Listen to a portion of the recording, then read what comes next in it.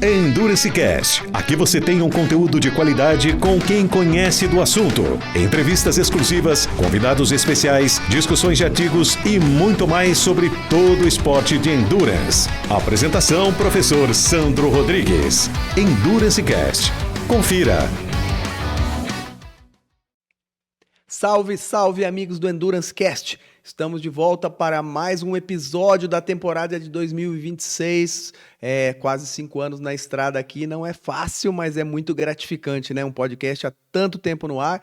E hoje nós viemos para aquele modelo de episódio que vocês tanto amam, que vocês tanto nos pedem, aquele conta-gotas, aquele episódio The Flash Pai Bola, que diferente da maioria eu não venho com convidado, eu venho sozinho para esclarecer as dúvidas que chegam até mim e trazer o que vocês querem saber de forma direta, pai bola. Então, a temática hoje é falar tanto de biomecânica quanto do treinamento de força, que são temas que me acompanham, além da periodização, obviamente, pela vida acadêmica, pela vida de cientista e pela vida de treinador e atleta também, né? Então, dicas práticas que vão sanar as dúvidas que vocês têm, dúvidas práticas, uma vez que nós temos aqui, como ouvintes do nosso podcast, não só treinadores, mas também atletas que se interessam muito pelas métricas, mesmo sem ter o conhecimento aprofundado disso, né?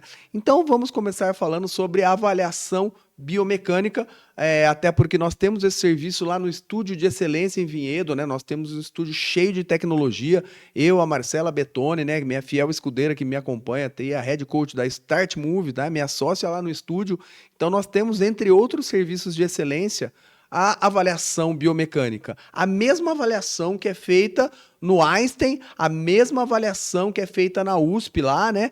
Do Running Lab com o João, português que virou meu amigo, já passou aqui também. Então nós temos com câmeras bidimensionais, né? E é uma avaliação de excelência. Mas assim, Sandro, para quem é indicada essa avaliação? Quando vale a pena eu executar essa avaliação? Então, diferente do que muitos acham que eu vou falar, né? Venham correndo fazer essa avaliação. Essa avaliação deve ser feita quando a pessoa já corre, já tem uma boa contextualização, já vivenciou a corrida em algumas provas e está pensando em evoluir sua performance, né? Porque às vezes a pessoa que acabou de ingressar na corrida, ela nem consolidou, nem a biomecânica, nem a mecânica dela de corrida está consolidada. Então, o melhor momento, o momento mais propício para você fazer a avaliação é quando você já tem a corrida incorporada, então você já tem um bom tempo, um lastro de corrida, e aí a gente vai ver como está a sua mecânica, se ela poderia ser mais eficaz ou gerar menos impacto, né? Essa palavra impacto é traduzida nos artigos como taxa de carga vertical ou load rating, né? Taxa de carregamento vertical, várias nomenclaturas do que causam, do que aumentam a incidência de lesões na corrida e também do que pode diminuir a sua economia de corrida. Ou seja, se você diminuir o impacto, você diminui o seu risco de se lesionar e você também aumenta a sua chance de ser mais econômico. E correr mais economicamente significa performar melhor, entregar uma prova mais rápido ou entregar uma prova na mesma velocidade de anteriormente, simplesmente gastando menos energia. Então eu indico que essa avaliação feita para quem já tem uma velocidade de cruzeiro consolidada na corrida, que já treina há algum tempo. Um outro ponto importante é que, infelizmente, a maioria das pessoas me procura na corrida, e aqui eu já posso fazer também em seguida uma analogia com o treino de força. As pessoas procuram a hora que estão com dor, a hora que estão machucadas, né? Então, quando a pessoa está com dor ou está machucada, né, ela vai utilizar, às vezes, uma corrida mascarando ou protetiva, né? Então, para aquela lesão. Então, às vezes, assim, a biomecânica do corredor nem é aquela que ele me apresenta naquele dia.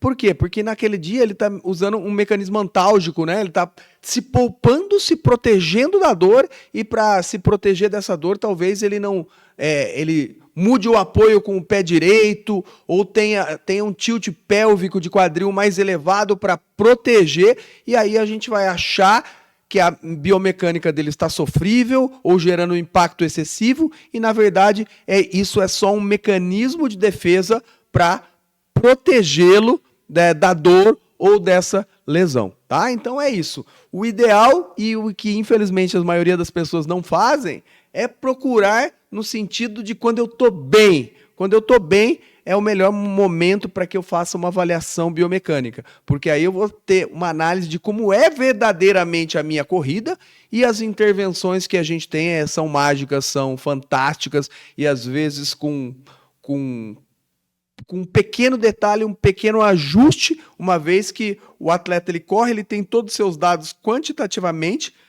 qualitativamente a gente discute e a gente filma e mostra ele correndo para ele entender desde do tipo de aterrissagem, né, que são as principais métricas que a gente entrega na avaliação. Já vamos para outra resposta aqui, né? Sandro, e quais as principais itens avaliados nessa avaliação biomecânica? Vamos lá. Então, a primeira coisa que a gente mede é o seu tipo de aterrissagem, né? Então, o que é aterrissagem? É o primeiro contato do pé com o corredor a hora que ele toca o solo. E como podem ser esses tipos de aterrissagem, Sandro? Pode ser de retropé, médio pé ou antepé. Mais especificamente, se a primeira parte do meu pé que encosta no chão é o calcanhar, eu sou um corredor típico de retropé. Ah, e se eu encosto o meio do pé? Meu primeiro contato com o solo, eu sou um corredor de médio pé, ou se é a ponta, de antepé. Tudo bem, Sandro. E aí, e o que eu tenho a ver com isso, né? Na verdade, isso aqui é um clichê, um paradigma que muitas pessoas vêm para avaliação biomecânica da corrida, falando, Sandro, eu vim fazer a avaliação porque minha pisada é com calcanhar. E aí, dois equívocos graves. Primeiro, que a sua pisada não é retro, médio e antepé, ou não é com calcanhar. Pisada é pronada, supinada e neutra, que a gente pode falar disso mais à frente. Mas a aterrissagem, sim, é de retro, médio e ante. Então, aterrissagem é uma coisa, pisada é outra totalmente distinta.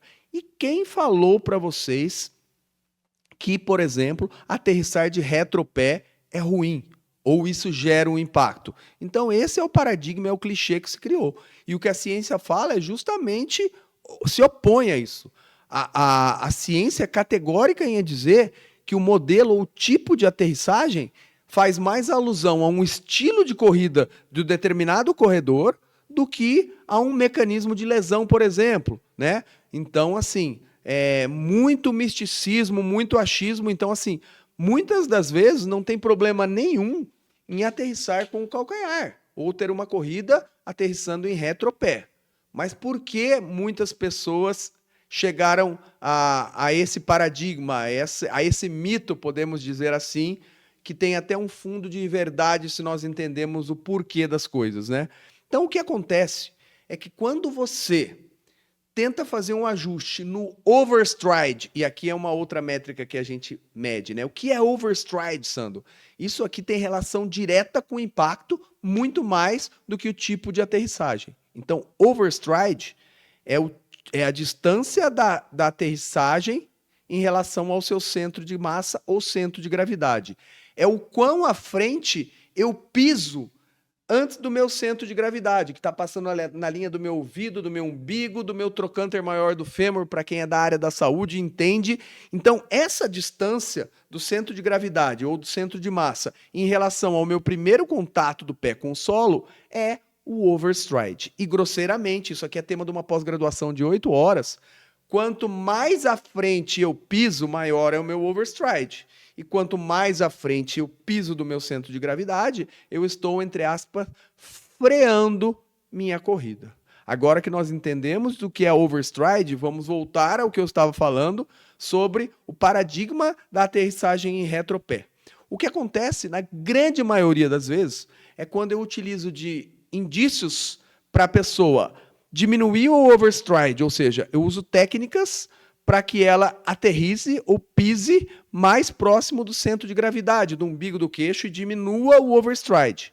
Quando isso acontece, a grande maioria dos corredores que aterrissavam em retropé passam a aterrissar em médio pé.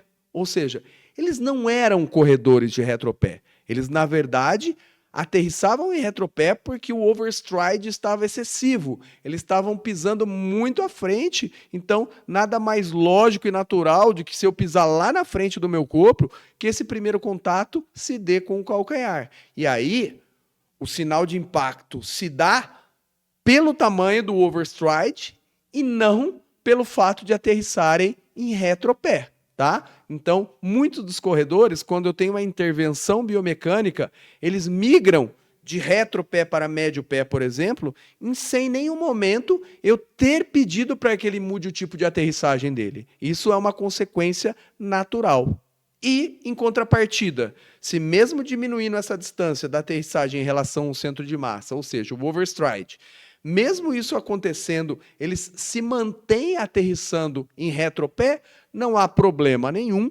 Então, esse corredor diminuiu o impacto, não pelo fato de ele mudar a aterrissagem, até porque ele não mudou, mas sim pelos fatos deles aterrissarem mais próximo do centro de massa, e isso, entre inúmeras métricas que a gente mede, faz toda a diferença.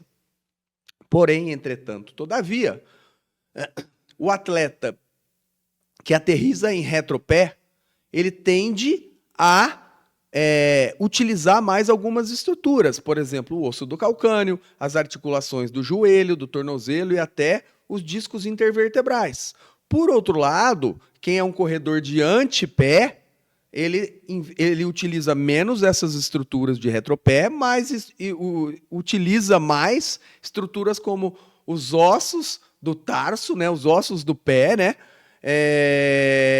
o tendão de Aquiles, o tendão do tríceps sural e os músculos gastrocnêmicos, a musculatura da panturrilha. Então, veja bem, o grande problema é o impacto, não é a conta quem vai pagar a conta, porque alguém tem que pagar. Se o cara for de retropé, quem vai pagar a conta é as estruturas que eu falei. Osso do calcâneo, articulação de joelho, quadril e coluna, mas se eu sou de antepé, quem vai pagar essa conta, menos vai pagar as articulações de joelho, quadril e coluna, mas mais vão pagar essa conta tendão, panturrilha, músculo e ossos do pé, né? Então é isso que precisa ser levado em consideração. Eu acho que foi esse bate-papo que deve ter esclarecido muita coisa para vocês em relação à biomecânica. Já em treinamento de força, é quase um clichê, né? Um dos temas que eu mais palestro pelo Brasil, pelo mundo, né? Eu falo muito, viajo o país todo falando sobre isso, trabalho na pós-graduação, que é a maior pós-graduação do Brasil e a primeira pós-graduação do mundo em esportes de endurance, né? A gente trata muito sobre essa temática também, que é o treinamento de força.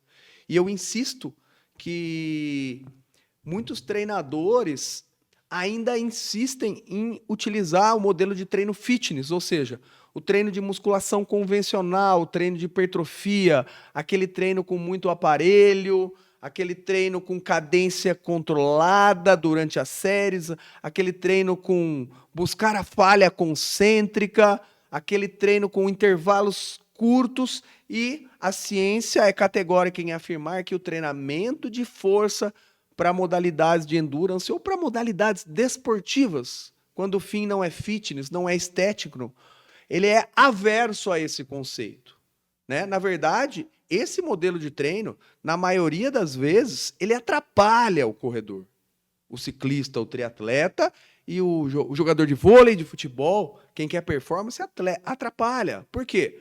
A musculação ou treino de força é fundamental, porém, é um treino coadjuvante, é um treino complementar à modalidade principal. E se esse treino coadjuvante, ele estimula os mecanismos de fadiga, ele gera uma fadiga acumulada, você deixa o meio mais ácido, você inibe o deslizamento das proteínas contráteis, provavelmente você está mandando esse cara para o treino específico, aonde que era para ele cansar verdadeiramente, que é o treino de corrida, treino de ciclismo, o treino tático de futebol, você está mandando ele com uma fadiga acumulada e muitas das vezes sem levar isso em consideração na hora de interconexão de cargas de treino. Como assim, Sandro? Explica melhor. Você falou o que é errado. E o que é o certo? Existem podcasts aqui mesmo, volta lá atrás um pouquinho e a gente esmiuça esse assunto. Mas assim, o que o atleta deve buscar, o treinador, com um modelo de treino de força específico para essas atividades desportivas, é um treino de adaptação neural. Ou seja, um treino que privilegia a adaptação neural em detrimento aos componentes de fadiga, né? Então eu quero ir um treino que melhora a velocidade de condução do meu sinal elétrico do músculo para o sistema nervoso central, e esse sistema nervoso central devolve essa informação. Isso também é força, né? Então isso é uma força, que é a adaptação neural, que eu consigo isolar ou minimizar os mecanismos fisiológicos de fadiga. Então eu fico mais forte porque eu fico, entre aspas, mais coordenado e não mais hipertrofiado, tá? Porque às vezes até isso também se confunde. Nos esportes de endurance, prioritariamente, eu tenho que ser o mais forte possível e o mais magro possível. Porque quando eu corro e quando eu pedalo, eu também carrego esse peso extra, mesmo que seja de massa muscular. Mas e se essa massa muscular me der força para eu pedalar mais forte, para eu correr mais rápido, empurrar o chão mais para baixo, para trás e mais para frente? Nossa, fantástico, mas isso é mensurável. E na grande maioria das vezes, quando você tem muita hipertrofia, esse custo-benefício, que a gente chama de potência relativa no ciclismo, não vale a pena. Então, se você trabalha com adaptação neural, você vai ter uma hipertrofia mínima e uma resposta neuromuscular muito mais assertiva e mais propícia. Eu consigo ficar forte sem gerar tanta hipertrofia, porque a hipertrofia é uma resposta, é uma adaptação normal de qualquer treino de força. E aí eu volto a insistir. O fato de correr também é treino de força, né? Então, assim, eu vou ter hipertrofia só pelo fato de correr. Mas quando eu faço isso de maneira intencional, buscando a hipertrofia estética, né, que a gente fala, isso passa a não ser tão inteligente, principalmente pensando na relação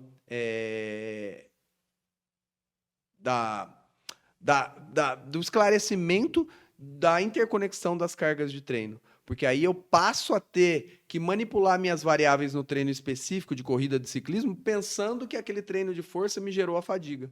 Por outro lado, se eu faço esse modelo de treino de força, e às vezes com muita carga, por exemplo, falando do agachamento, eu fazer série de 2 repetições com 2 vezes e meia, 3 vezes o meu peso corporal, para quem não tem um encoder, medidor de velocidade, de deslocamento da barra. Então, esse modelo de muita carga, muito descanso, esse modelo facilita o processo de eu não precisar pensar se o treino de força gerou uma carga acumulada, tá? Porque esse treinamento de força, ele por muitas vezes até me preparou, me aqueceu, entre aspas, para que eu entregasse um treino na pista de atletismo, um treino intervalado ou um treino longo com mais eficiência, com um estado de prontidão melhor. Ou seja, esse treino, além de tudo, pode servir com aquecimento. Então, você pode fazer pouco antes do treino, uma sessão de um treinamento de força montado com inteligência para você se apropriar disso, inclusive para te aquecer ou te ativar mais durante um treino específico de corrida, de ciclismo ou de triatlo. Então é isso, pessoal. Ficou aqui esse podcast que vocês tanto gostam, que é aquele podcast, aquele Endurance Cast The Flash, de 20 minutinhos, mas que com dicas práticas e a maioria vezes as dúvidas que tanto permeiam a mente de vocês e que é o que chega para mim no Instagram, é o que chega para mim no WhatsApp dos alunos. Então, se você gostou desse modelo de programa e tem mais alguma dúvida, manda o direct para mim lá no Instagram do Endurance Cast, que eu faço questão de no próximo episódio trazer a sua dúvida e trazer a minha dica para sanar a sua dúvida. Valeu? Então, um abraço e até o próximo episódio.